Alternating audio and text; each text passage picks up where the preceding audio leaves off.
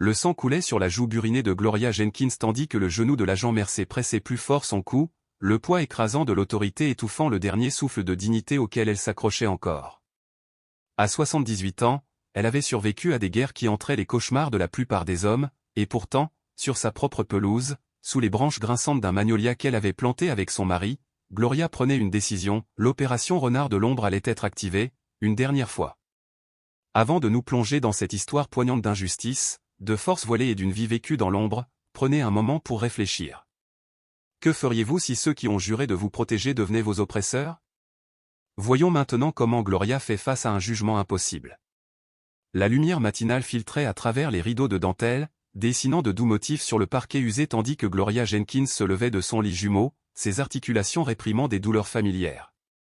À 78 ans, son rythme quotidien changeait rarement, des exercices d'étirement appris il y a longtemps, un modeste petit déjeuner composé de toast et de café, puis un moment tranquille pour s'occuper des rosiers qui fleurissaient fièrement dans le jardin de son petit bungalow à Westbrook, une banlieue majoritairement blanche de Charleston, en Caroline du Sud. Pour ses voisins, Gloria était la vieille dame noire discrète qui avait emménagé dans la communauté 5 ans plus tôt, après le décès de son mari. Certains appréciaient sa gentillesse, comme la famille Moreno d'à accent grave côté, dont elle donnait des cours de mathématiques aux enfants, ou Madame Patterson, de l'autre côté de la rue, qui recevait toujours un pot de soupe maison à chaque poussée d'arthrite. D'autres, en revanche, considéraient sa présence avec une suspicion mal dissimulée. Wayne Prescott, le capitaine autoproclamé de la surveillance de quartier, passait fréquemment devant chez elle en faisant des boucles lentes, se garant parfois de l'autre côté de la rue et restant assis pendant des heures, le moteur au ralenti, les yeux fixés. Gloria voyait tout, mais comme elle l'avait toujours fait, elle faisait semblant de ne rien voir. Elle était passée maître dans l'art de remarquer tout en paraissant inconsciente. Ce matin, alors qu'elle taillait soigneusement ses rosiers American Beauty, elle aperçut la voiture de patrouille de l'agent Derek Mercer passer au ralenti pour la 3e fois. Il était grand, avec des cheveux blonds coupés courts et des yeux constamment plissés par la suspicion. Le mois dernier, il l'avait interpellée à 2 reprises alors qu'elle rentrait de la bibliothèque à pied, prétextant des contrôles de routine. Son partenaire, l'agent Jason Colby, un homme plus trapu au teint rougeau, restait généralement dans le véhicule, la main posée près de son étui, comme si une femme de 70 ans pouvait soudain se montrer hostile. Les mains de Gloria, désormais marquées par les taches de vieillesse mais toujours remarquablement stables, coupèrent une autre tige avec une précision méticuleuse. Ses mains avaient autrefois assemblé des explosifs dans l'obscurité, brisé le cou d'un homme dans les ruelles de Saigon, recousu des blessures sous le feu ennemi. À présent, elle cultivait des roses et préparait des biscuits pour les enfants du quartier. Cette contradiction silencieuse la faisait parfois sourire. La semaine dernière, à l'épicerie Thompson, un agent de sécurité la suivait dans tous les rayons. Lors des réunions du conseil municipal, ses suggestions pour le nouveau centre communautaire étaient accueillies par des hochements de tête polis, puis rejetées. Lorsqu'elle a signalé une activité suspecte près de l'entrepôt abandonné au bord de la rivière, le répartiteur lui a demandé si elle n'avait pas été prise au dépourvu. Mais Gloria Jenkins n'a jamais été confuse. Elle avait bâti sa carrière sur la sous-estimation. En fait, elle avait bâti une légende sur cette sous-estimation. Alors qu'elle terminait son jardinage et rentrait chez elle, ses pensées remontèrent à 1964, lorsqu'elle était entrée pour la première fois dans ce bâtiment quelconque aux murs gris et au néon. Un recruteur militaire, au visage sévère et méfiant, l'avait examinée de haut en bas. « On ne prend généralement pas les gens de votre genre », avait-il dit, sans préciser s'il parlait des Noirs, des femmes ou des deux. Il y a un nouveau programme. Expérimental. Probablement trop difficile pour vous. Elle avait hoché la tête en silence, dissimulant la flamme derrière ses yeux sombres. 3 mois plus tard, elle était la seule femme et la seule recrue noire encore debout dans ce qui allait devenir Spectre, une unité d'élite dont le nom n'apparaissait jamais sur les documents officiels. Elle était antérieure à l'intégration officielle des femmes dans les forces spéciales navales. À l'intérieur de son bungalow, caché derrière une bibliothèque qui s'ouvrait lorsqu'on inclinait un volume de Langston Hughes, se cachait sa vie secrète. La pièce secrète abritait des médailles jamais décernées en public, des documents classifiés qu'elle n'était techniquement pas censée conserver, et des photos montrant une Gloria plus jeune posant avec 3 présidents différents. Aucune de ces images n'avait jamais vu le jour. Pour le monde, le commandant Gloria, Ghost, Jenkins n'avait jamais existé. Cet après-midi-là, comme d'habitude, elle se prépara une tasse de tisane à la camomille et vérifia sa boîte aux lettres à 15 heures précises. Parmi les prospectus et les factures habituelles, elle trouva une simple enveloppe blanche sans adresse de retour. À l'intérieur, une seule phrase la glaça: « Il chasse les fantômes spectres. 3 de moins. À toi. Attention à toi. Carson. » Carson Bellay, son spécialiste en communication pendant l'opération en Angola en 1982. Si Carson l'avertissait, alors la menace était réelle. Sans broncher, Gloria déchira le message en petits morceaux, les jeta dans les toilettes et commença à se préparer à la guerre. Ce soir-là, tandis qu'elle huilait le rocking chair ayant appartenu à sa grand-mère, Gloria vit la voiture de patrouille de l'agent Mercer passer à nouveau. Cette fois, il s'arrêta 2 maisons plus loin, sortant pour discuter avec Wayne Prescott. Les 2 hommes tournèrent les yeux vers sa véranda à plusieurs reprises. Gloria sourit et leva la main en signe de bon voisinage. Ils ont détourné le regard. La tempête arrivait. Et Gloria Jenkins, connue dans les cercles secrets sous le nom de Fantôme, allait le rencontrer. 3 jours plus tard, elle remarqua le changement. Les voitures de patrouille faisaient désormais le tour du pâté de maison toutes les 45 minutes au lieu de toutes les 2 heures. Wayne Prescott avait installé une nouvelle caméra de sécurité, judicieusement orientée vers son domicile. Même le facteur avait changé, remplacé par quelqu'un qui s'attardait trop devant sa boîte aux lettres. Elle s'est adaptée en conséquence. En public, elle paraissait légèrement plus frêle, s'appuyant sur une canne inutile, louchant sur les panneaux de signalisation comme si sa vue baissait. Tout cela faisait partie de la performance, un renforcement calculé de tous les stéréotypes tandis que, sous la surface, elle recueillait des informations et mettait en œuvre ses imprévus. Jeudi après-midi, elle rentrait du marché Pearson à pied, portant 2 modestes sacs de course. Leur contenu avait été choisi avec soin, du jus de pruneau, des médicaments contre l'hypertension, un roman d'amour en gros caractères et les ingrédients d'un crumble aux pêches qu'elle apporterait à la réception de l'église. Elle venait à peine de tourner sur Maple Street lorsqu'une voiture de police a ralenti à côté d'elle. « Bonjour, madame », lança l'agent Mercer d'une voix faussement chaleureuse. « Ça vous dérange si on se parle ?» Gloria se redressa légèrement, puis reprit sa posture voûtée et offrit un sourire confus. « Bien sûr, messieurs les officiers. Quelque chose ne va pas ?» L'agent Colby est sorti du véhicule, sa main reposant lourdement sur sa ceinture. « Nous avons reçu des signalements d'effraction. Plusieurs maisons du quartier ont été cambriolées cette semaine. » Gloria halta doucement, posant une main sur sa poitrine. « Oh là là. C'est affreux. Je n'étais pas au courant. » Mercer s'approcha, menaçant. « Le fait est, Madame Jenkins, que le suspect correspond à votre apparence générale. » Son expression restait calme, mais son esprit s'emballait. Elle calculait les distances et la répartition du poids. Mercer privilégiait sa jambe droite. La boiterie de Colby suggérait une blessure persistante au genou. Elle pouvait gérer les 2, mais pas sans révéler sa véritable identité. « Mon apparence ?» demanda-t-elle d'une voix douce. « Tu veux dire, une vieille femme avec des provisions ?» Mercer serra les dents. « Ne soyez pas malin. On parle d'un suspect noir de taille moyenne. » Elle haussa un sourcil. « C'est étrangement précis. Ça correspond à environ la moitié des noirs de cette ville, non ?» Colby fit un pas en avant. « Il va nous falloir une pièce d'identité et vérifier ce qu'il y a dans ces sacs. » Gloria a remarqué qu'aucun des 2 officiers n'avait activé sa caméra corporelle. « Ma carte d'identité est dans mon sac à main, monsieur l'agent, et ces sacs, eh bien, ce ne sont que des provisions. » Lentement, elle fouilla dans son sac à main.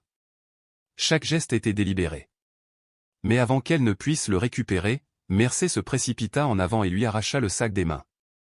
Les sacs d'épicerie sont tombés, les œufs ont éclaboussé le trottoir, les pommes ont roulé dans le caniveau. « C'était pour mon cordonnier », murmura Gloria, à peine audible, en regardant Mercer vider le contenu de son sac à main sur le capot de la voiture de patrouille. Son portefeuille. Ses clés. Des mouchoirs. Des lunettes de lecture. Et un petit outil métallique d'apparence inoffensive, un objet conçu pour l'aider à saisir ses clés lorsque son arthrite se déclenchait. Mais entre de mauvaises mains, il ressemblait à un crochet de serrure. Mercer le brandit. « Tiens, tiens. Qu'est-ce qu'on a là ? On dirait des outils de cambriolage. » De l'autre côté de la rue, Wayne Prescott sortit de son véhicule, smartphone levé, déjà en train d'enregistrer. Les rideaux tressaillirent. Les visages observaient. Personne ne s'avança. Gloria a fait le calcul. Elle pourrait mettre fin à tout cela maintenant, neutraliser les deux hommes et disparaître. Mais cela révélerait sa couverture et mettrait tout, et tous, en danger. C'est une aide à la mobilité, dit-elle doucement. Mon médecin me l'a prescrite. Pour mon arthrite. Colby renifla. Bien sûr que si. Et je parie que tu as aussi une ordonnance pour ça, dit-il en brandissant ses clés de maison et en les agitant d'un air moqueur. Tourne-toi, les mains derrière le dos. Gloria a pris une décision en une fraction de seconde, son instinct aiguisé sous son extérieur calme. J'aimerais appeler mon avocat avant de prendre d'autres mesures. Mercé s'avança, son visage à quelques centimètres du sien. Vous appellerez la personne que nous vous dirons de contacter, après votre arrivée au centre-ville. Lorsque Gloria n'a pas immédiatement obéi, Mercé lui a attrapé le bras brutalement, le mouvement étant discordant et hostile. Le contact soudain a déclenché des décennies d'entraînement au combat, et Gloria a dû consciemment réprimer son instinct pour contrer l'attaque. Au lieu de cela, elle s'est laissée paraître effrayée, confuse, sa voix s'élevant dans une alarme pratiquée. « S'il vous plaît, ne me faites pas de mal, je n'ai rien fait de mal. » Colby se déplaça derrière elle, lui tirant les bras en arrière avec une force inutile tandis qu'il lui menottait les poignets, le métal mordant cruellement sa peau, attaché délibérément trop serré. Gloria grimaça, la réaction était sincère, même si la douleur n'était rien comparée à ce qu'elle avait enduré en Corée du Nord. Gloria Jenkins, vous êtes en état d'arrestation pour possession d'outils de cambriolage et résistance à l'arrestation, annonça Mercé d'une voix forte, sa voix gonflée pour leur petit public de voisins curieux. Alors qu'il la conduisait vers la voiture de patrouille, Gloria aperçut le jeune Matteo Moreno qui regardait depuis son jardin, les yeux écarquillés, sa mère le tirant à l'intérieur avec une expression effrayée. Gloria fit un signe de tête subtil au garçon, son regard fixe, ses yeux transmettant un message, « Regarde et souviens-toi ». Il ne s'agissait plus seulement de sa survie ou de révéler la conspiration dont Carson l'avait averti. Il s'agissait désormais de justice, dans une communauté où certaines personnes étaient considérées comme suspectes simplement parce qu'elles existaient. Alors que la portière de la voiture de patrouille claquait derrière elle, Gloria remarqua quelque chose qui fit battre son cœur plus vite.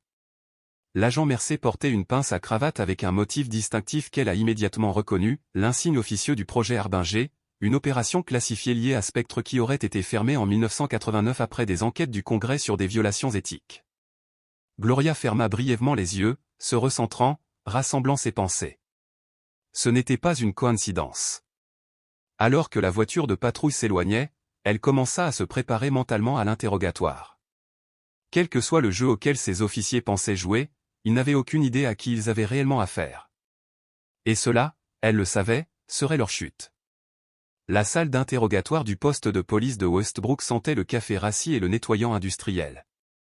Gloria était assise avec une posture parfaite malgré la chaise en métal impitoyable, ses mains jointes calmement sur la table rayée devant elle. Il l'avait fait attendre pendant exactement 97 minutes, une tactique d'intimidation de base qu'elle avait endurée et utilisée d'innombrables fois tout au long de sa carrière. Lorsque la porte s'ouvrit enfin, les agents Mercé et Colby entrèrent, suivis d'un homme blanc plus âgé portant des barrettes de capitaine et une plaque signalétique indiquant Warren Caldwell, chef de la police. Gloria a catalogué les détails avec une précision pratiquée. La légère boiterie de Caldwell, probablement due à une ancienne blessure à la hanche droite. La façon dont Mercé s'est soumis à lui, non pas avec une courtoisie professionnelle, mais avec un respect digne d'un militaire. La montre démodée mais chère au poignet de Caldwell, une montre qui ne correspondait pas au salaire d'un fonctionnaire. Madame Jenkins, commença Caldwell, son accent du sud prononcé mais pas entièrement authentique, il semble que vous ayez causé des problèmes dans notre paisible communauté. Gloria a adopté l'expression d'une femme âgée confuse. Il doit y avoir une erreur, monsieur. Je rentrais chez moi avec mes courses lorsque ces policiers m'ont arrêté. Caldwell échangea un regard avec Mercé avant de continuer. Nous avons trouvé un crochet en votre possession. Et vous avez résisté aux ordres légitimes de ces agents. Gloria secoua lentement la tête. Cet appareil est destiné à mon arthrite. Mon médecin me l'a recommandé lorsque j'ai des difficultés avec les clés. Et je n'ai pas résisté. J'ai simplement demandé à appeler mon avocat, ce que je n'ai toujours pas obtenu. Caldwell se pencha en avant, sa voix tombant dans un ton condescendant qu'on pourrait utiliser avec un enfant. Madame Jenkins, à votre âge, il est normal d'être perdu. Peut-être avez-vous oublié à quoi servait cet outil. Peut-être êtes-vous entré dans des maisons en l'absence de vos proches, prenant des objets qui attiraient votre attention. L'implication était claire, ils essayaient de la manipuler pour qu'elle fasse des aveux, ou du moins de la présenter comme mentalement incompétente. Gloria a immédiatement reconnu la tactique. Je suis parfaitement lucide, chef Caldwell. J'aimerais passer mon coup de fil maintenant, comme j'en ai le droit. Caldwell se redressa, l'irritation traversant son visage. Vous recevrez votre appel lorsque nous aurons terminé ici. Pendant que le chef parlait, le regard de Gloria se dirigea vers le mur derrière lui, où plusieurs photographies étaient affichées. Une photo montrait les officiers du département lors de ce qui semblait être une collecte de fonds caritative militaire. À côté de Caldwell se tenait un visage qu'elle n'avait pas vu depuis des décennies, mais qu'elle ne pourrait jamais oublier. Le général Marcus Stone, ancien commandant des opérations Spectre de 1975 à 1983, a été renvoyé de manière déshonorante après des allégations d'opérations secrètes non autorisées et de victimes civiles. La connexion s'est mise en place dans l'esprit de Gloria comme des pièces de puzzle imbriquées. La présence du général Stone n'était pas une coïncidence. La pince à cravate Arbinger n'était pas non plus. Son arrestation n'a pas non plus eu lieu. Pendant que les hommes continuaient leur interrogatoire, les pensées de Gloria retournèrent en 1968, au jour où elle fut recrutée dans Spectre. Le centre d'entraînement était caché au plus profond du bayou de la Louisiane. 27 candidats ont commencé le programme. Seulement 9 l'ont terminé. Elle avait été la seule femme et la seule personne noire dans ces 9 derniers matchs. Elle a gagné le nom de Code Fantôme pour sa capacité inégalée à infiltrer des endroits sécurisés sans être détectée. Les autres diplômés avaient des noms comme Orette, Spectre et Ghost, tous choisis pour refléter leur spécialité. Ils avaient été les ombres de l'Amérique, envoyés dans des endroits où la présence militaire officielle était refusée, menant des missions qui n'apparaîtraient jamais dans aucun livre d'histoire. Alors que Gloria semblait écouter l'interrogatoire continu de Caldwell, elle identifiait en fait 5 voies d'évacuation potentielles de la pièce, notant les angles morts de la caméra de sécurité, calculant à quelle vitesse elle pourrait neutraliser les 3 hommes si nécessaire. Mais sa mission exigeait désormais de la patience, attendre, observer, écouter pour qu'ils en révèlent davantage.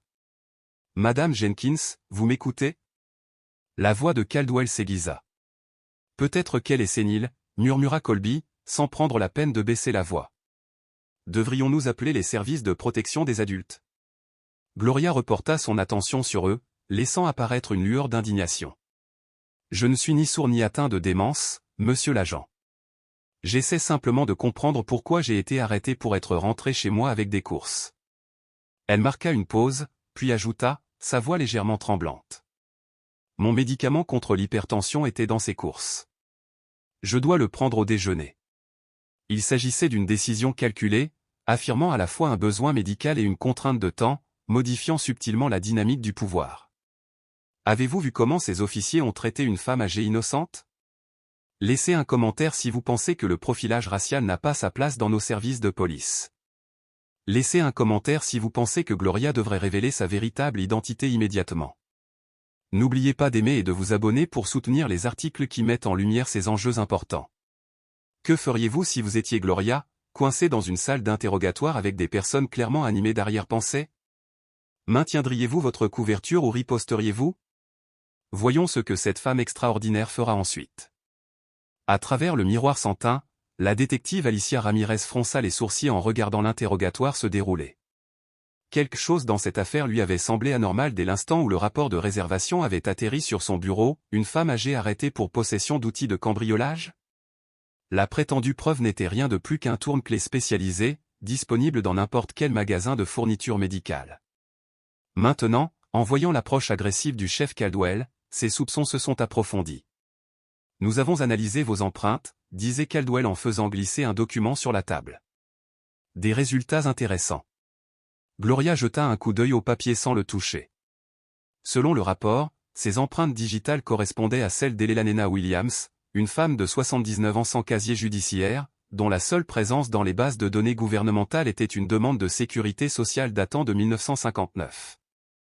Gloria a gardé une expression neutre, même si intérieurement elle était impressionnée.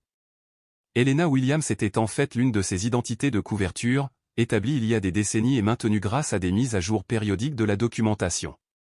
Le fait que cette identité ait survécu à la migration numérique des archives fédérales témoigne de la rigueur des protocoles de sécurité opérationnelle de Spectre. « C'est mon nom de jeune fille », répondit doucement Gloria. Je m'appelais Elena Williams avant d'épouser Thomas Jenkins en 1962. Il est décédé il y a 5 ans, que Dieu ait son âme. Tandis qu'elle parlait, l'esprit de Gloria se remémora sa première mission sur le terrain après l'entraînement Spectre, avril 1969, au cœur du territoire du Viet Cong. Elle avait été placée seule, chargée d'éliminer un agent double avant qu'il ne puisse compromettre 3 réseaux de renseignement américains. Le briefing de la mission l'avait clairement indiqué, elle opérait sans renfort, dans une zone grouillant de forces ennemies. Pourquoi envoyer une femme, avait-elle demandé à son commandant. Parce qu'ils ne te soupçonneront jamais, fut la réponse. Elle avait accompli cette mission en 16 heures, extraite avec le livre de code de la cible et une blessure par balle à l'épaule qu'elle avait recousue elle-même. L'armée avait créé cette identité distincte pour chaque agent du Spectre, soigneusement entretenue par le biais de documents périodiques et d'apparitions publiques occasionnelles, afin de préserver leur plausibilité et leur durabilité sur le terrain. Elena Williams avait été infirmière à Philadelphie, son sourire chaleureux et sa main sur dissimulant un passé marqué par l'espionnage. Margaret Turner avait joué le rôle d'une secrétaire assidue à San Diego, classant discrètement des documents le jour et exécutant des ordres la nuit. Catherine Baker avait mené la vie tranquille d'une bibliothécaire à Tulsa, entourée de livres et de secrets. Gloria Jenkins, elle aussi, était techniquement une couverture, sauf qu'au crépuscule de sa carrière, elle était devenue sa véritable identité. Son personnage principal. Son masque de retraite. De retour dans la fluorescence intense de la salle d'interrogatoire, Caldwell était visiblement de plus en plus frustré. Gloria restait calme, ses réponses calmes, réfléchies, imperturbables. Nous vous garderons en détention jusqu'à ce que nous puissions vérifier votre identité et examiner ces accusations, dit-il sèchement en se levant pour partir. Mais l'instant fut interrompu. La porte s'ouvrit en grinçant et l'inspectrice Ramirez entra. « Chef, puis-je vous dire un mot » demanda-t-elle d'une voix claire, professionnelle, mais imprégnée d'une urgence discrète. Ramirez avait la quarantaine, le regard perçant, pensif, et son allure évoquait celle d'une femme qui avait gravi les échelons non pas grâce aux faveurs, mais grâce au mérite. Caldwell fronça les sourcils, mais acquiesça et sortit dans le couloir. Mercer et Colby restèrent derrière, sans quitter Gloria des yeux. Par la porte entr'ouverte, Gloria capta des bribes de la conversation à l'extérieur. « Monsieur, le mandat ne correspond pas, problème de procédure, poursuite potentielle. » Les réponses de Caldwell étaient étouffées, mais son corps en disait long, ses épaules crispées, sa mâchoire crispée, un tic d'irritation à la tempe. Gloria nota silencieusement le ton de Ramirez, son inquiétude, et les conserva comme une note confidentielle au fond de sa tête, un levier potentiel. À leur retour, Ramirez entra la première, la posture posée, la voix assurée. Elle s'approcha directement de Gloria et lui tendit la main pour la saluer. « Madame Jenkins, je suis l'inspecteur Ramirez. J'ai quelques questions supplémentaires, si vous le permettez. » Contrairement aux autres, Ramirez ne s'assit pas en face de Gloria, comme un procureur attendant des aveux. Elle approcha une chaise à côté de Gloria, signe subtil mais puissant, du respect, ou du moins une volonté d'écoute. Gloria se pencha sur l'instant. Ces questions aideront-elles à dissiper ce malentendu, afin que je puisse rentrer chez moi? Ramirez la regarda dans les yeux. C'est ce que j'espère. Oui. Pendant les 20 minutes qui suivirent, Ramirez posa des questions précises et réfléchies sur le parcours de Gloria, son installation à Westbrook, ses habitudes et sa routine. Gloria offrit des réponses soigneusement élaborées, teintées de subtiles nuances de vérité, parfaitement intégrées à la trame de son article de couverture. Elle évoqua le service militaire de son défunt mari, ce qui lui donna une excuse crédible pour citer des détails d'opérations que seul un civil averti pouvait connaître. Elle évoqua son bénévolat auprès des vétérans, ancrant subtilement sa vie inventée dans des événements historiques avec une familiarité qui ne fit pas sourciller. Pendant tout ce temps, elle observait Ramirez. Le détective était perspicace, notant les nuances subtiles, les choix de mots réfléchis, les références savantes. Mercer, frustré par la lenteur et le rythme mesuré, tenta d'intervenir avec des questions plus dures. Ramirez ne sourcilla pas. « Je m'en occupe, officier », dit-elle d'un ton calme et autoritaire. Gloria poursuivit, ses réponses étaient plus que de simples inventions, c'étaient des manœuvres. Dans le renseignement, une vérité partielle était souvent le meilleur rempart. Des détails vérifiables instauraient la confiance, et la confiance masquait le mensonge. Elle évoqua le déploiement de son mari, à l'époque des droits civiques, construisant un récit bâti sur les ombres de sa propre mission secrète. En réalité, elle avait été impliquée dans les moments les plus violents de cette époque, déguisée en femme de chambre d'hôtel, protégeant silencieusement des dirigeants dont la vie était en équilibre précaire. 3 complots d'assassinat au déjoué, invisibles, oubliés. Fantôme. Son nom de code. Sa légende. Tandis que l'interrogatoire se poursuivait, Gloria remarqua l'agent Mercé entrer dans le couloir. Son oreille, aiguisée par des décennies de surveillance et d'échanges chuchotés, capta des bribes de sa conversation à voix basse. « Oui, monsieur, l'ancien agent Spectre est en détention, non, elle ne l'a pas reconnu, en attendant votre arrivée. » L'adrénaline montait dans ses veines, mais elle la refrénait par une respiration experte. Quoi qu'il en soit, cela dépassait largement le cadre d'une enquête locale. Les avertissements de Carson résonnaient en temps réel. Ces policiers n'étaient pas ses véritables adversaires. Ils étaient le premier acte d'une pièce bien plus dangereuse. Ramirez sortit brièvement pour récupérer les effets personnels de Gloria. Gloria se tourna vers Colby, d'un ton léger et maternel. « Puis-je utiliser les toilettes, s'il vous plaît ? À mon âge, attendre n'est pas vraiment envisageable. » Colby soupira, agacé, mais acquiesça et l'escorta jusqu'à une petite salle de bain stérile, nichée près des salles d'interrogatoire. Une fois à l'intérieur, Gloria scruta l'espace exigu. La fenêtre étroite, mais pas infranchissable. La serrure au standard, prévisible. D'une couture discrète de son sous-vêtement, elle sortit un fil fin, pas plus long qu'un cure-dent, et en quelques secondes, la serrure s'ouvrit. Elle n'a pas fui. Pas encore. Elle tira la chasse d'eau, se lava les mains et gagna un moment. S'échapper maintenant serait une déclaration. Une lueur d'espoir dans l'obscurité. Rester pourrait lui offrir davantage, des informations, une compréhension, la vérité. Elle pesait le pour et le contre lorsqu'elle entendit cela. Des voix dans le couloir. Une cadence particulière. Un commandement. Un commandement militaire. Le général Stone était arrivé. Gloria n'hésita pas. Elle souleva la fenêtre, se glissa à travers et se laissa tomber dans l'après-midi ensoleillé. À 2 mètres du sol. Une épreuve pour toute septuagénaire.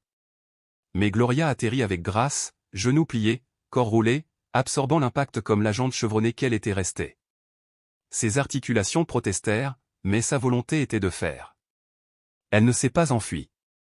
Au lieu de cela, elle a agi de manière stratégique, contournant un angle mort entre le système de climatisation et une rangée de bennes à ordures. Cela lui offrait une visibilité limitée sur l'entrée principale, tout en la protégeant des caméras de sécurité. On allait bientôt la manquer.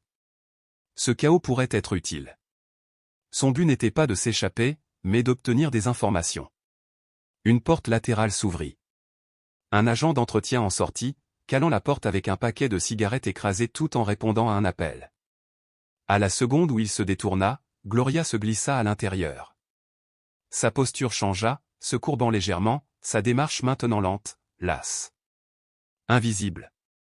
Elle prit une blouse d'entretien bleue dans un chariot à proximité, l'enfila sur ses vêtements et attrapa un plumeau. Le déguisement était grossier, mais efficace. On remarquait rarement les femmes noires âgées avec des produits de nettoyage. Surtout pas dans un commissariat. Elle se déplaçait silencieusement, parcourant les couloirs, observant les mouvements, mémorisant la disposition du bâtiment. Des radios grésillantes signalèrent sa disparition, mais la réponse fut étouffée. Trop discrète. Quelqu'un gérait la situation. La maîtrisait. Elle trouva la salle des archives.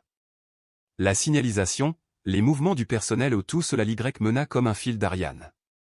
Un employé sortit, les bras chargés de dossiers, et Gloria synchronisa parfaitement son arrivée, attrapant la porte avant qu'elle ne se referme. La pièce était vide. Des rangées de classeurs bordaient les murs, entrecoupés de terminaux informatiques. Elle se dirigea droit vers le plus proche. Il était déjà connecté. Après sa retraite, Gloria était restée connectée à un réseau discret, un programme de continuation destiné à des agents trop précieux pour être laissés disparaître. Elle pouvait encore déjouer la plupart des pare-feux modernes, ses doigts dansant sur le clavier. Une recherche sur son pseudonyme n'a rien révélé d'inhabituel. Mais en élargissant le champ d'investigation aux agents Spectre connus, on a découvert un schéma sinistre. Thomas Reynolds, Ouret, est mort dans un incendie il y a 3 mois. Michael Shen, Shadow, est assassiné lors d'un cambriolage 2 semaines plus tard. Diane Foster, Spectre, est décédée de cause naturelle, 8 jours plus tôt. Chaque cas a été examiné discrètement. Tous étaient liés à des services liés à Warren Caldwell. Gloria ressentit un frisson qui n'avait rien à voir avec la climatisation excessive de la pièce. Carson avait raison. Quelqu'un remettait les pendules à l'heure. Doucement, impitoyablement. Tandis qu'elle parcourait les pages, des souvenirs la ramenèrent à Beyrouth, en 1982. Des otages. Un complexe impénétrable. 3 missions de sauvetage ratées. Elle était entrée seule. Déguisée en vieille femme. En 3 jours, elle avait cartographié chaque recoin de cette forteresse. La 4e nuit, elle se déplaçait telle une ombre, neutralisant les gardes, désactivant les systèmes. 14 menaces. Aucune alarme. Aucun coup de feu. À l'arrivée de l'équipe de secours officielle, les otages attendaient déjà, libérés et indemnes. Personne ne pouvait expliquer comment. Il ne le ferait jamais. Fantôme, l'appelait-il. Et seule une poignée d'entre eux savait qu'elle était passée par là. Un bruit dans le couloir la ramena au présent. Elle imprima rapidement les fichiers nécessaires, effaça ses traces numériques et reprit son déguisement. Chiffon à la main, elle semblait faire le ménage lorsque la porte s'ouvrit. Le détective Ramirez est intervenu, puis s'est arrêté net. Leurs regards se croisèrent. À cet instant, 1000 révélations passèrent entre eux. Aucun des deux n'a parlé. Mais Gloria l'a vu, c'était indéniable, indéniable. Reconnaissance. Mais, à propos de la situation elle-même, l'inspectrice referma la porte derrière elle et dit doucement, « Je me doutais bien que vous essaieriez quelque chose comme ça, » dit-elle. La fenêtre de la salle de bain était trop visible. Gloria conserva son air de femme de ménage un instant encore, puis se redressa, abandonnant ce faux-semblant. « Pourtant, tu n'as pas donné l'alerte. » Ramirez croisa les bras. Parce que quelque chose cloche ici, une arrestation soi-disant de routine qui amène le chef de la police à un interrogatoire, un agent d'entretien qui a commodément calé une porte sécurisée, un visiteur extérieur arrivé avec des papiers fédéraux mais qui n'a pas voulu révéler son agence. Gloria examina Ramirez attentivement, son regard calculateur, avant de prendre une décision. Elle brandit le dossier qu'elle avait imprimé, laissant parler le poids de son contenu. 3 anciens agents du gouvernement, morts au cours des 3 derniers mois, toutes les affaires rapidement classées malgré des circonstances suspectes, toutes liées à votre chef, Caldwell. L'expression de Ramirez changea, confirmant qu'elle avait déjà soupçonné quelque chose de similaire. Qui êtes-vous vraiment, Madame Jenkins? Plutôt que de répondre directement, Gloria a demandé, que savez-vous du projet Harbinger? Avant que Ramirez puisse réagir, le système d'alarme du commissariat s'est déclenché. Une voix a retenti dans l'interphone, faille de sécurité dans les archives, tous les agents disponibles doivent intervenir. Gloria savait qu'elle n'avait que quelques secondes pour décider, fuir ou se rendre. Étonnamment, Ramirez a fait le choix à sa place. Ils seront là d'un instant à l'autre. Si tu fuis, ils te tireront dessus et se justifieront. Si tu restes, je peux au moins m'assurer que tu restes en vie assez longtemps pour comprendre ce qui se passe. Gloria réfléchit à ses options et reconnut la sagesse tactique de l'analyse de Ramirez. Elle posa délicatement le plumeau sur une étagère proche et hocha la tête. Très bien, détective. Lorsque les officiers ont fait irruption par la porte quelques instants plus tard, ils ont trouvé Gloria debout calmement à côté du détective Ramirez, les mains levées en signe de reddition apparente. L'agitation attira le chef Caldwell et le général Stone. Ce dernier s'efforçait de rester discret, mais Gloria le reconnaissait instantanément malgré les 30 années écoulées depuis leur dernière rencontre. Tandis que les officiers s'éloignaient, Gloria croisa brièvement le regard de Stone. Une lueur d'incertitude traversa son visage, vite masqué. Il ne s'attendait pas à ce qu'elle le reconnaisse. Ce fut sa première erreur. Alors que Gloria sortait de la salle des archives, les portes du commissariat s'ouvrirent, laissant entrer 3 hommes en costume sombre. Ils exhibèrent leurs papiers d'identité fédéraux. L'agent principal, un homme grand et d'allure militaire, se présenta sèchement. Ce prisonnier est désormais sous garde fédérale. Nous prenons la relève, a déclaré l'agent Thomas Blackwood. Le SUV noir roula pendant 37 minutes, effectuant exactement 8 virages avant de s'arrêter devant ce qui semblait être un entrepôt abandonné en périphérie de Charleston. Gloria, menottée sur la banquette arrière entre 2 agents impassibles, avait mentalement suivi leur itinéraire, notant les points de repère visibles à travers les vitres. L'agent Blackwood conduisait en silence, jetant de temps en temps un coup d'œil dans le rétroviseur pour l'observer. Gloria l'observait à son tour, son instinct professionnel éveillé. Sa façon de tenir le volant à 10h02, son regard scrutant avec discipline, la callosité subtile sur son index droit, tout cela indiquait une formation spécialisée. Blackwood n'était pas n'importe quel agent fédéral, il avait clairement reçu une formation tactique, peut-être militaire. En sortant du véhicule, Gloria trébucha légèrement, exagérant la difficulté de mouvement attendue d'une femme de son âge. Ce numéro lui permit de précieuses secondes pour observer les environs, 2 SUV noirs supplémentaires garés à proximité, une caméra de sécurité installée au-dessus de l'entrée de l'entrepôt et un poste de garde visible par une vitre latérale. « Poussez-vous, Madame Jenkins », dit Blackwood en lui saisissant le haut du bras avec une pression calculée, pas assez pour laisser des marques, mais suffisante pour contrôler son mouvement. À l'intérieur, l'entrepôt avait été transformé en centre d'opérations improvisé. Des postes informatiques étaient alignés sur un mur, tandis que du matériel tactique et des armes étaient disposés sur un autre. Gloria comptait cette personne, toute d'allure militaire, faisant semblant de ne pas la regarder. Elle a été guidée vers une chaise en métal placée au centre de la pièce, sous une lumière éblouissante au plafond ou une configuration d'interrogatoire classique, conçue pour provoquer un malaise psychologique. Son esprit revint brusquement à août 1990, sa dernière mission officielle avant la retraite. Une cellule terroriste nationale planifiant des attentats contre des cibles civiles à Washington DC avait été identifiée, mais pas encore localisée. Gloria, alors âgée de 53 ans et apparemment au bout de ses peines, s'était portée volontaire pour l'infiltration, prétextant son âge. Elle s'était fait passer pour une logeuse sympathique, louant des chambres à 3 membres de la cellule, chacun ignorant l'existence des autres. En 4 mois, elle avait cartographié l'ensemble du réseau, identifié des caches d'armes et documenté leur plan d'attaque. Lorsque le FBI a finalement lancé son raid, ils ont trouvé des renseignements complets qui les attendaient, et les membres de la cellule déjà neutralisés. Au cours de cette opération, elle avait travaillé brièvement avec un jeune soldat détaché des forces spéciales, un homme calme et efficace dont les mouvements lui rappelaient désormais fortement l'agent Blackwood. Assise sous la lumière crue, Gloria commença à réciter une série de chiffres à voix haute, marmonnant comme si elle se répétait son numéro de sécurité sociale. En réalité, elle activait un protocole d'urgence, envoyant des signaux codés aux contacts spectres restants via des schémas numériques spécifiques intégrés aux recherches d'archives publiques. Quiconque guettait ces schémas saurait alors que sa sécurité avait été compromise. La porte de l'entrepôt s'ouvrit et le général Marcus Stone entra. Âgé de plus de 80 ans, il affichait toujours une autorité militaire indéniable. Ses cheveux avaient blanchi, ses traits avaient pris des teintes brunes, mais la froideur calculatrice de son regard était restée intacte. Derrière lui venait le chef Caldwell, qui semblait nettement moins à l'aise dans cet environnement. « Commandant Jenkins, » dit Stone, renonçant à toute prétention, « ou préférez-vous fantôme ces jours-ci » Gloria gardait son masque de sénilité confuse. « Je crains que vous ne me confondiez avec quelqu'un d'autre, monsieur. Je m'appelle Gloria Jenkins. Je n'ai jamais servi dans l'armée. » Stone rit, d'un rire creux et sans joie. « Vous maintenez toujours votre couverture, à ce que je vois. Admirable, mais inutile. Nous savons exactement qui vous êtes, ce que vous avez fait et ce que vous savez. » Il fit un signe de tête à Blackwood, qui lui présenta un ordinateur portable et le tourna vers elle. Son dossier de service confidentiel s'affichait à l'écran des missions jamais officiellement reconnues. « L'agent Blackwood est en quelque sorte mon protégé, » a poursuivi Stone.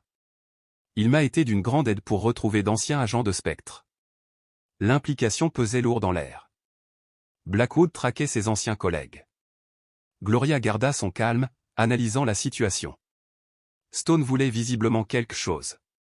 Sinon, elle serait déjà morte comme les autres. De quoi s'agit-il, général ? Le Spectre a été mis hors service il y a des décennies. Sa question était un risque calculé, reconnaître son identité tout en cherchant des réponses. Stone sourit légèrement. Le projet Harbinger n'a jamais été officiellement démantelé. Il a simplement été confié à des opérations privées, dit-il en marchant lentement devant elle. Les techniques que nous avons mises au point, la formation que nous avons perfectionnée c'était trop précieux pour être abandonné, simplement parce qu'une commission du Congrès s'est montrée réticente à l'égard des méthodes. Gloria réfléchit à toutes les implications. Harbinger avait été l'initiative la plus controversée de Spectre, axée sur le développement de techniques avancées d'interrogatoire et de soumission. Elle avait été abandonnée après la découverte de preuves de tests effectués sur des citoyens américains inconscients. Vous avez formé des services de police, a déclaré Gloria d'un ton neutre, tandis que les pièces du puzzle s'emboîtaient, créant des unités tactiques privées échappant à la surveillance fédérale. L'expression de Stone confirma ses soupçons. L'Amérique a besoin d'être protégée des menaces, qu'elles soient intérieures ou extérieures. Les bureaucrates nous ont ligoté les mains, tandis que nos ennemis rôdent librement sur notre territoire. Nous ne faisons qu'uniformiser les règles du jeu. Le chef Caldwell s'avança. Formation tactique d'élite pour certains services de police de 5 États jusqu'à présent. Aucun contrôle politique, aucune règle d'engagement restrictive, aucune préoccupation excessive pour les droits des criminels et des terroristes. Le racisme à peine dissimulé dans son ton rendait sa définition des criminels et terroristes on ne peut plus clair. Et vous éliminez les agents spectres qui pourraient vous démasquer, conclut Gloria d'une voix assurée. Reynolds, Chen, Foster, qui d'autre? Les yeux de Stone se rétrécirent. Seulement ceux qui ont refusé de nous rejoindre. Nous leur avons offert la même opportunité que vous. Vos compétences, votre connaissance des protocoles Harbinger, sont toujours précieuses. Vous pourriez former une nouvelle génération. Gloria a presque ri de l'absurdité. Vous voulez que j'aide à militariser les forces de police contre les citoyens américains, pour leur enseigner des techniques développées pour être utilisées contre les combattants ennemis. Stone se pencha plus près. Je veux que vous aidiez à protéger ce pays de ceux qui voudraient le détruire de l'intérieur. Ceux qui ne respectent pas nos valeurs, notre patrimoine. Le sous-texte raciste était indéniable. Stone se redressa, son ton se durcissant. Mais d'abord, nous avons besoin des fichiers Harbinger originaux. Nous savons que vous les avez emportés lors de la fin officielle du programme. Nos protocoles reconstitués sont incomplets. Et c'était là la véritable raison pour laquelle il l'avait retrouvé. Lors de la fermeture de Harbinger, Gloria avait bien été chargée de sécuriser certains fichiers, mais elle ne les avait jamais remis au dépôt gouvernemental désigné. Elle avait perçu leur dangerosité s'ils tombaient entre de mauvaises mains. Maintenant, ces mauvaises mains les attrapaient à nouveau. Je n'ai pas ces fichiers, déclara simplement Gloria. Stone fit signe à Blackwood, qui apporta une tablette. Des photos de surveillance y étaient affichées, la famille Moreno, voisine de la maison de Gloria, les enfants Patterson à leur école, et même l'inspecteur Ramirez entrant dans son immeuble. Je pense que vous les avez, commandant, et je pense que vous les récupérerez pour nous, ou ces gens que vous avez appréciés subiront les conséquences de votre entêtement. Gloria laissa la défaite transparaître sur son visage, ses épaules s'affaissant, sa posture trahissant la reddition silencieuse que sa voix refusait de prononcer. Les dossiers sont cachés chez moi, je t'emmènerai à eux. Stone sourit, victorieux, comme si la guerre avait déjà été gagnée. Je pensais que tu pourrais voir la raison. Alors qu'il se préparait à la ramener à Westbrook, GL. Oria surprit Blackwood en train de l'étudier avec une expression indéchiffrable, quelque chose dans ses yeux qui ne suggérait pas le zèle aveugle des autres disciples de Stone, mais quelque chose de plus nuancé, de plus conflictuel. Une autre pièce à considérer dans le jeu d'échecs mortel qui se déroule autour d'elle. Avez-vous déjà remarqué comment certaines personnes utilisent les préjugés et la peur pour justifier leurs pires actions? Commentaire numéro 1. Si vous pensez que militariser les forces de police contre les citoyens est une voie dangereuse, cliquez sur ce bouton j'aime. Si vous êtes inspiré par le courage de Gloria face aux menaces, abonnez-vous pour suivre son histoire jusqu'à sa conclusion. Que risqueriez-vous pour protéger votre communauté de ceux qui abusent de leur pouvoir? Revenons à la maison de Gloria, où cette femme extraordinaire est sur le point de montrer exactement ce qui se passe lorsque vous sous-estimez votre adversaire.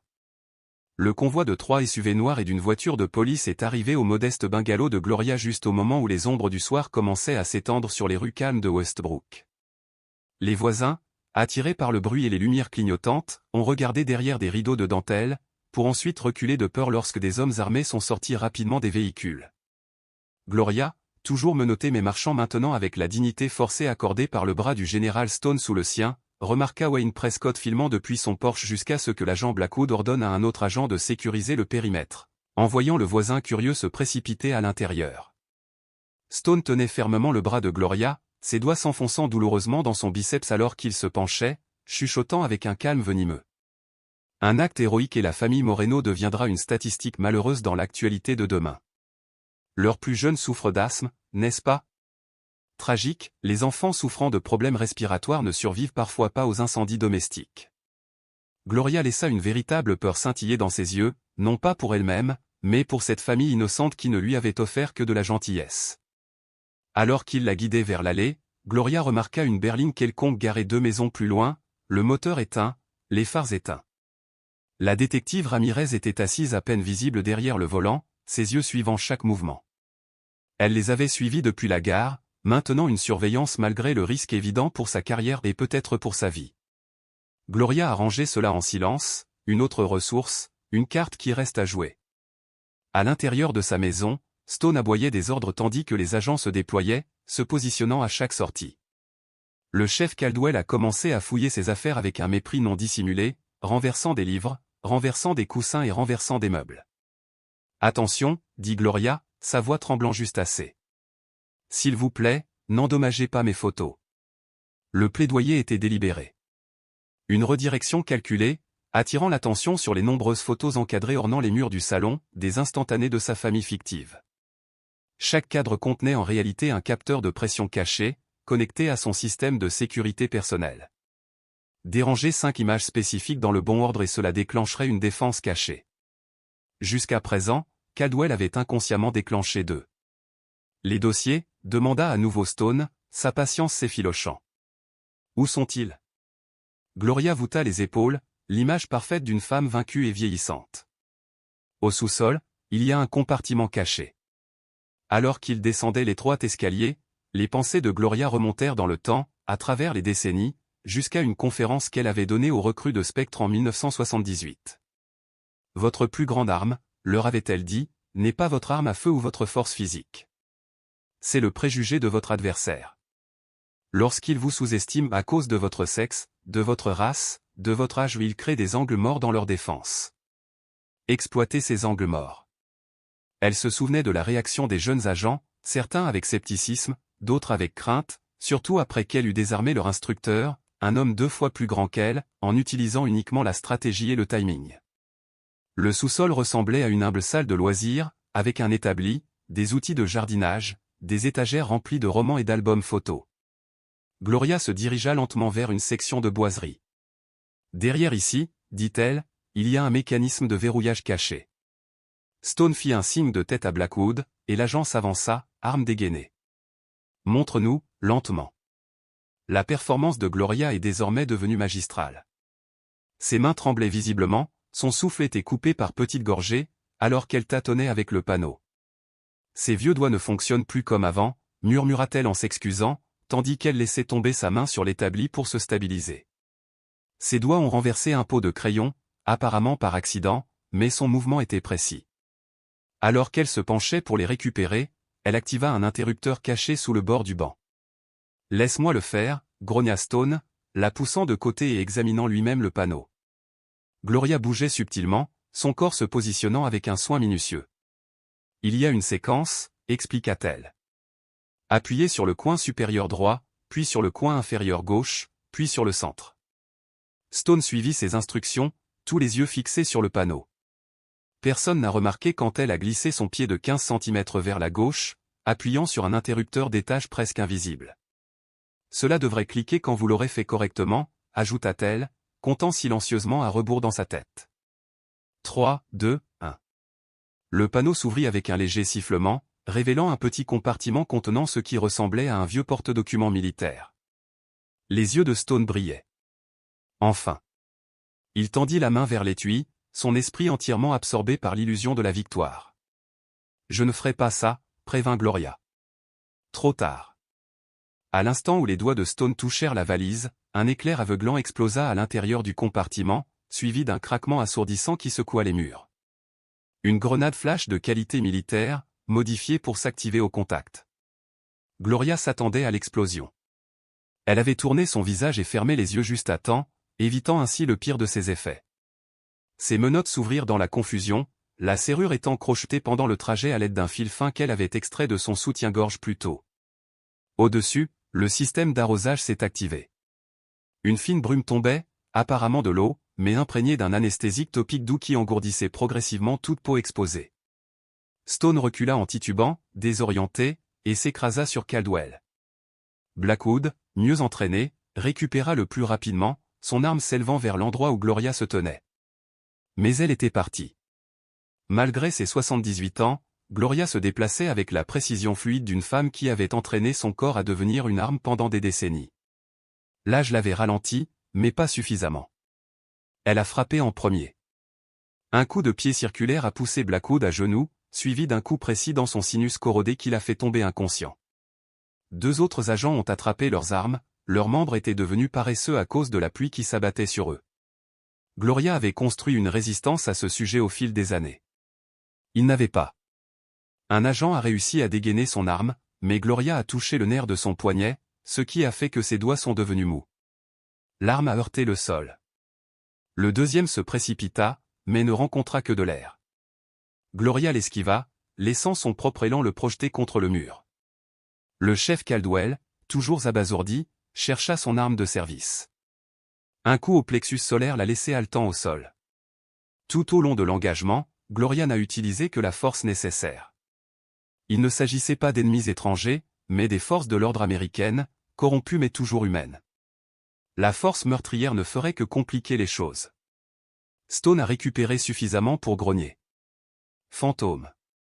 Il a sorti un pistolet dissimulé d'un étui de cheville. Toujours remarquable après toutes ces années. Gloria se tourna vers lui, calme et imperturbable. Tu m'as toujours sous-estimé, Marcus. D'abord parce que j'étais une femme. Ensuite, parce que j'étais noir. Maintenant, parce que je suis vieux. Tu n'apprends jamais. Stone stabilisa sa main. Je ne ferai plus cette erreur. Mais avant qu'il puisse tirer, la porte du sous-sol s'est ouverte. La détective Ramirez se tenait là, son arme de service pointée sur Stone. Police, lâchez votre arme. L'hésitation du moment était tout ce dont Gloria avait besoin. Elle lui frappa le bras à l'endroit précis enseigné uniquement au niveau les plus élites de Spectre. Paralysie transmise de l'épaule au bout du doigt. Son arme lui tomba des mains, claquant contre le béton. Tu n'as aucune idée de ce avec quoi tu interfères, grogna Stone, tandis que Gloria le menottait avec ses propres attaches. En fait, oui, répondit Ramirez, la voix ferme. J'ai enquêté sur la corruption policière dans 3 États dans le cadre d'un groupe de travail fédéral. Tu viens de me conduire à la source. À l'extérieur, l'agitation croissante avait attiré l'attention. À travers les fenêtres du sous-sol, Gloria a vu les voisins se rassembler. Téléphones éteints. Wayne Prescott parmi eux, enregistrant avec incrédulité alors que Gloria abattait un autre agent en convalescence. La cavalerie ne vous sauvera pas, dit Stone en souriant et en hochant la tête vers la rue. Mes hommes sont partout, y compris dans votre précieux quartier. Comme sur un signal, 2 autres SUV noirs ont dérapé et se sont arrêtés devant sa maison. Des hommes en tenue tactique se sont dispersés, les armes levées. Je te l'avais dit, ricana Stone. Ce qui s'est passé ensuite a choqué même Gloria. Madame Patterson, sa voisine de 70 ans de l'autre côté de la rue, s'est mise directement sur le chemin de l'équipe. Derrière elle venait Monsieur Johnson de la maison du coin, et les Wilson de 2 portes plus loin. Des résidents âgés, des gens ordinaires, mais chacun s'avançant pour former un mur humain entre la maison de Gloria et la force qui arrive. Écartez-vous, ordonna l'officier tactique. Madame Patterson croisa les bras. Je ne pense pas, jeune homme. Nous en avons vu assez pour savoir que quelque chose ne va pas ici. L'affrontement a basculé vers la violence, jusqu'à l'arrivée de 3 véhicules officiels, portant le sceau du Naval Special Warfare Command. Du véhicule de tête est sortie la commandante Sarah Matthews. Sa seule présence commandait le silence. Sur ordre de la marine américaine, tout le monde doit se retirer immédiatement. Personne n'a discuté. Le protocole d'urgence de Gloria avait fonctionné. Son alerte Spectre avait atteint les derniers contacts dignes de confiance dans l'armée. Alors que le personnel naval s'avançait pour sécuriser le périmètre, Gloria se tourna vers Ramirez. Merci pour votre aide, détective. Je crois que nous avons beaucoup à discuter.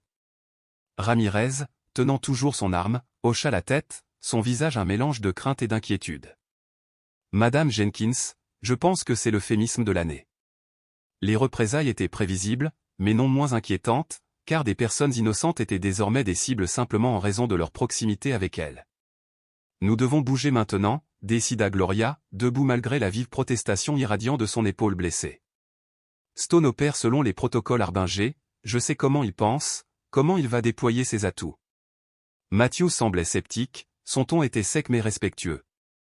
Avec tout le respect que je vous dois, commandant, vous n'êtes plus opérationnel sur le terrain, nous avons des équipes tactiques qui se préparent à intervenir. Gloria fixa la jeune femme avec un regard qui portait le poids de décennies dans l'ombre. Commandant Matthews, j'ai oublié plus de choses sur les opérations tactiques que vos équipes n'en sauront jamais, et plus important encore, je comprends la méthodologie de Stone mieux que quiconque, vous avez besoin de moi sur place. Après une discussion tendue, un compromis a été trouvé, Gloria accompagnerait une équipe navale spéciale de guerre à titre consultatif uniquement, avec des instructions strictes de rester dans le véhicule de commandement. Elle a accepté les conditions, même si intérieurement elle se préparait déjà à les ignorer si les circonstances l'exigeaient. Alors que l'unité se préparait à se déployer, Ramirez s'est approché d'elle en privé, sa voix étouffée par l'urgence. « Il y a autre chose que tu devrais savoir », dit doucement l'agent du FBI. Lorsque nous avons fouillé les effets personnels de Stone, nous avons trouvé des dossiers complets sur tous les anciens agents de Spectre. Le vôtre était marqué priorité alpha avec des instructions spécifiques pour votre capture ou votre élimination. Ramirez a hésité, puis a continué. La directive comprenait des insultes raciales et des notes personnelles sur le fait de faire de vous un exemple, spécifiquement parce que, selon ces mots, vous étiez une erreur d'action positive qui n'aurait jamais dû être autorisée dans le programme. Gloria a absorbé l'information sans réaction visible, même si cela a confirmé les soupçons qu'elle nourrissait en silence depuis des décennies. Les préjugés de Stone ont toujours mijoté juste sous son extérieur professionnel, masqué mais jamais disparu. Lorsqu'ils sont arrivés à la zone de rassemblement près de Westbrook, la situation s'était déjà aggravée. Des agents corrompus de plusieurs juridictions avaient érigé des points de contrôle dans tout le quartier de Gloria, arrêtant les résidents pour les interroger et effectuant des perquisitions sans mandat dans les maisons. À travers ses jumelles, Gloria a observé Madame Patterson se faire malmener par des policiers qui lui confisquaient son téléphone, tandis que la famille Mareno se tenait figée, menacée par une arme sur leur pelouse. « Cela se termine maintenant », déclara Gloria, la voix ferme, portant le poids et le commandement d'un rang qu'elle n'avait pas officiellement détenu depuis des années. Le commandant des forces spéciales de la marine, un opérateur expérimenté nommé Rodriguez, avait été informé des antécédents de Gloria et la traitait avec une déférence née d'un respect mérité. « Madame, nous avons des snipers en position et 2 équipes tactiques prêtes à se déplacer sur votre ordre. » Gloria a évalué le chaos qui se déroulait avec la précision froide d'un stratège chevronné. Stone observera, attendant une réponse militaire, c'est à cela qu'il s'est préparé. Elle a pointé la carte tactique, plaçant son doigt sur 3 points distincts. Il aura des observateurs ici, ici et ici, avec des brouilleurs de communication actifs dans ces secteurs. Rodriguez a vérifié son évaluation auprès de sa propre équipe de surveillance, haussant un sourcil lorsque ses prédictions se sont avérées exactes. Des recommandations, a-t-il demandé. Laisse-moi d'abord passer un coup de fil, répondit Gloria en cherchant une ligne sécurisée. 20 minutes plus tard, alors que les forces de police corrompues de Stone commençaient à se préparer à transporter les civils détenus vers un lieu secondaire, quelque chose de totalement inattendu s'est produit. Toutes les portes d'entrée du quartier s'ouvrirent en même temps, et les résidents âgés sortirent de leur maison dans la rue, beaucoup s'appuyant sur des cannes ou des déambulateurs, tous se déplaçant lentement mais résolument vers les postes de contrôle de police. « Qu'est-ce que c'est que ce bordel » murmura un officier en levant son arme avec incertitude. « Reculez » cria un autre, la voix teintée de panique. Gloria regardait depuis le véhicule de commandement, un petit sourire satisfait touchant les coins de sa bouche. Le réseau de personnes âgées qu'elle avait cultivé en silence pendant des années révélait enfin son objectif. Monsieur Jacobson, un ranger de l'armée à la retraite âgé d'une 60aine d'années, Madame Wilson, anciennement de la Défense Intelligence Agency, Monsieur Chen, qui n'avait jamais parlé de son passage à la division des activités spéciales, des voisins qui avaient reconnu quelque chose de familier dans les yeux de Gloria, qui avaient silencieusement formé une alliance protectrice, n'ayant jamais eu besoin de dire leur vérité à voix haute. Alors que les aînés poursuivaient leur marche déterminée, des fourgonnettes de presse se sont arrêtées, les caméras tournant, capturant l'image surréaliste d'officiers armés hésitant devant une foule de personnes âgées non armées. Depuis son poste de commandement caché, Stone regardait les images, le visage déformé par la fureur alors qu'il réalisait qu'il avait été déjoué. Ses forces étaient désormais confrontées à un choix impossible, tirer sur des civils âgés à la vue des médias ou battre en retraite et perdre le contrôle. Lorsque le chef Caldwell est arrivé avec des renforts supplémentaires pour renforcer l'opération de Stone, il s'est retrouvé encerclé par des agents fédéraux qui s'étaient mis en position sous le couvert de la diversion de Gloria. Gloria avait coordonné un coup de maître, utilisant le pouvoir de la visibilité comme protection tactique pendant que les forces fédérales encerclaient tranquillement l'opération. Acculé, Stone a réalisé une dernière action désespérée. Il est sorti de son poste de commandement, un téléphone satellite à la main. « Reposez vos forces », a-t-il ordonné par un canal ouvert vers le gouvernement fédéral. Où j'active des unités dormantes dans 3 grandes villes, attaque synchronisée, cible civile, perte maximale. Gloria, surveillant le flux, a immédiatement reconnu le bluff. Stone employait une tactique psychologique classique de Harbinger, qu'elle avait elle-même contribué à concevoir. Elle a pris l'unité de communication de Rodriguez et a parlé avec un calme étrange. « Bonjour Marcus, j'utilise toujours le même vieux manuel, je vois. » Il y eut un silence, puis une voix basse et amère résonna en retour. « Fantôme, tu as toujours été trop intelligent pour ton propre bien. » Sa voix est restée composée. « Il n'y a pas d'unité dormante, Marcus, il n'y en a jamais eu, Harbinger n'a jamais atteint les placements sous couverture profonde que vous avez revendiqués dans vos rapports, je devrais le savoir, j'ai écrit les évaluations après action réelle pendant que vous étiez occupé à vous en attribuer le mérite devant le comité de surveillance. » Le silence qui a suivi a été rempli de révélations, des décennies de tromperies mises à nu dans un seul échange. La réponse de Stone fut une série d'insultes et de menaces raciales, diffusées sur toutes les fréquences de surveillance, inscrivant sa disgrâce dans un dossier permanent. Lorsque les agents fédéraux ont finalement pris d'assaut sa position, Stone était toujours en train de pester, défait par la femme noire qu'il avait déjouée à chaque tournant. Alors que Gloria sortait du véhicule de commandement, les habitants de Westbrook se rassemblèrent autour d'elle, certains encore déconcertés, d'autres hochant la tête avec compréhension, voyant enfin la vérité sur qui elle était. Les médias se sont précipités, les caméras capturant l'instant où une femme noire de 78 ans a été saluée par des agents des forces spéciales de la marine en tenue tactique complète. Les images allaient bientôt devenir virales, suscitant des discussions nationales sur le profilage racial, la militarisation de la police et les contributions cachées des Américains marginalisés à la sécurité nationale. La détective Ramirez s'est frayé un chemin à travers la foule, affichant désormais ouvertement ses qualifications du FBI. « C'est fini », a-t-elle confirmé, le réseau de Stone est en train d'être démantelé au moment même où nous parlons, vous avez mis fin à une conspiration qui a atteint des dizaines de services de police à travers le pays. Gloria regarda autour d'elle le quartier, les visages de ceux qui l'avaient sous-estimé pendant si longtemps. « Non, agent Ramirez, dit-elle doucement, nous venons tout juste de commencer le vrai travail. » 3 semaines après ce que les médias ont surnommé l'incident de Westbrook, Gloria Jenkins était assise dans une salle d'audience sécurisée du Pentagone, face à un demi-cercle de hauts gradés de l'armée et de dirigeants du Congrès. La séance à huis clos a été convoquée non seulement pour répondre à la menace immédiate de l'opération de Stone, mais également pour explorer l'héritage plus large des activités de Spectre.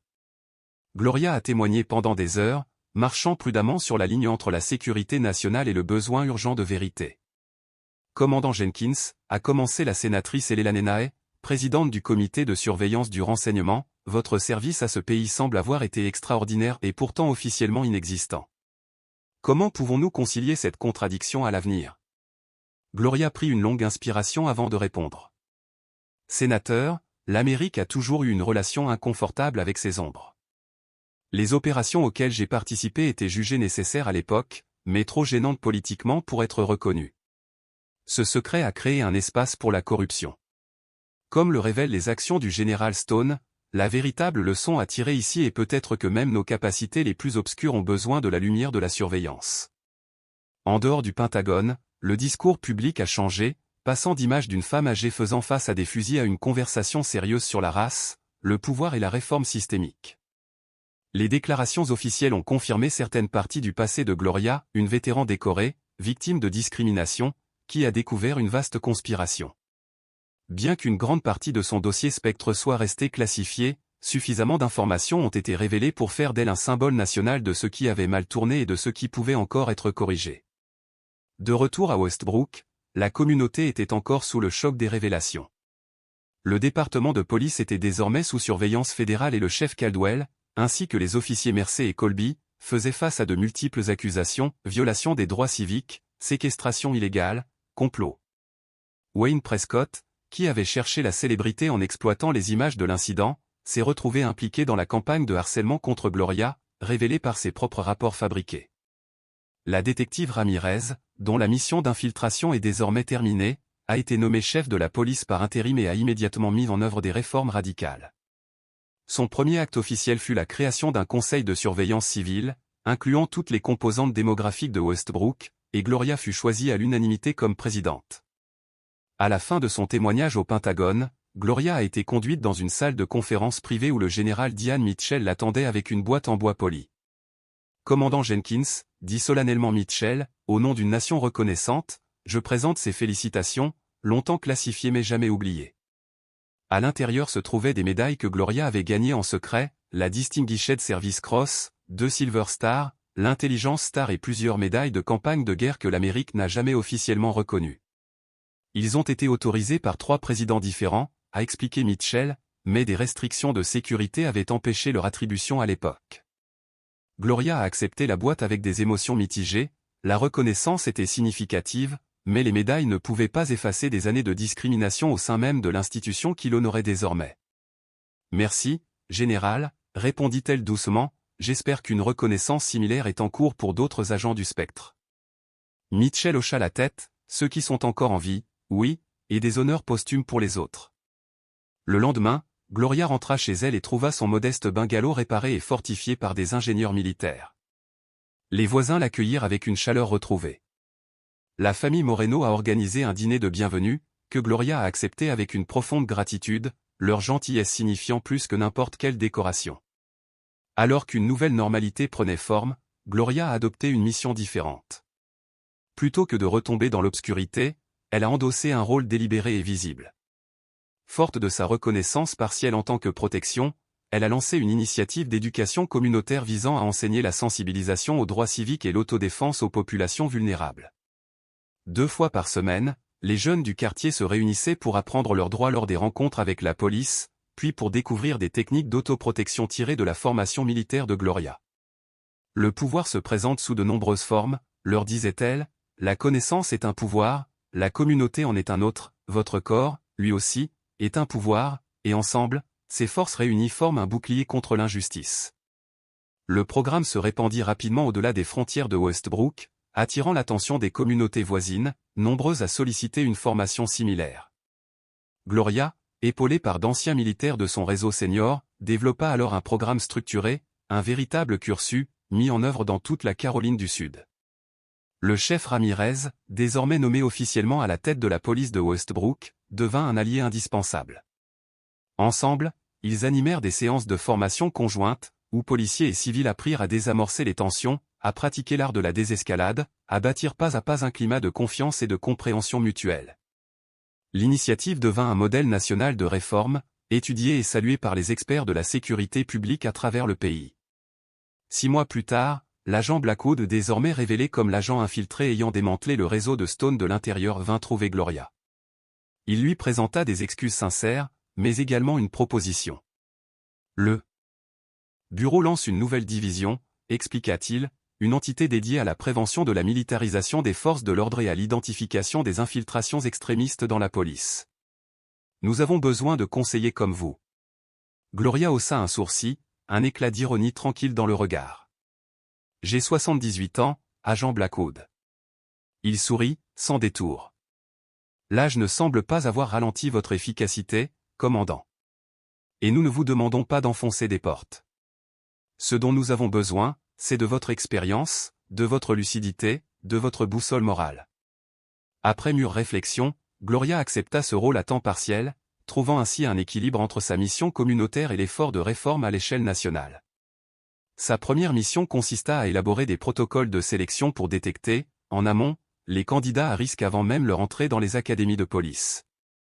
1 an, jour pour jour, après son arrestation, Gloria se tenait debout devant le tout nouveau centre de justice communautaire de Westbrook, prête à couper le ruban cérémoniel. À ses côtés se tenait le chef Ramirez, le maire Patterson, autrefois Madame Patterson, la voisine d'en face, ainsi qu'une coalition de figures communautaires, toutes unies par un même engagement, transformant la douleur en changement. Alors que les flashs des appareils photo crépitaient, Gloria contempla le long chemin parcouru, les décennies de silence, de missions secrètes, de sacrifices invisibles. Sa vie, si longtemps façonnée par les ombres, par l'invisibilité et le service muet, trouvait enfin son épilogue dans la lumière. Cette invisibilité, autrefois arme et fardeau à la fois, avait été le prix de son efficacité, mais aussi celui de l'oubli. Désormais, dans ce dernier chapitre de son existence, elle se tenait là, visible, entière, transformant sa souffrance en puissance, son histoire en levier. Plus tard dans la soirée, assise sur son porche, elle observait les enfants du quartier jouer librement, sans crainte, sans l'ombre d'une voiture de patrouille au coin de la rue. Et ce qu'elle ressentit alors allait bien au-delà de la paix. Elle se sentait, pour la première fois, véritablement chez elle. Que feriez-vous, vous, si une femme comme Gloria vivait dans votre voisinage? Sauriez-vous reconnaître la force sous les rides, l'intelligence dans le silence, la grandeur sous les apparences? Réfléchissez, partagez vos pensées dans les commentaires ci-dessous. Et si cette histoire vous a ému, touchez ce cœur, abonnez-vous, partagez ce récit. Car les héros prennent 1000 visages, et il n'est jamais trop tard pour se dresser contre l'injustice. L'histoire de Gloria Jenkins nous dévoile des vérités profondes sur les préjugés, la résilience et la puissance discrète de celles et ceux que la société choisit d'ignorer. Elle nous rappelle que le véritable courage se cache souvent dans les marges, que la sécurité ne naît pas de la force brute mais de la justice appliquée équitablement. Puissions-nous apprendre à voir, à écouter, à nous lever. Même quand c'est difficile. Surtout alors.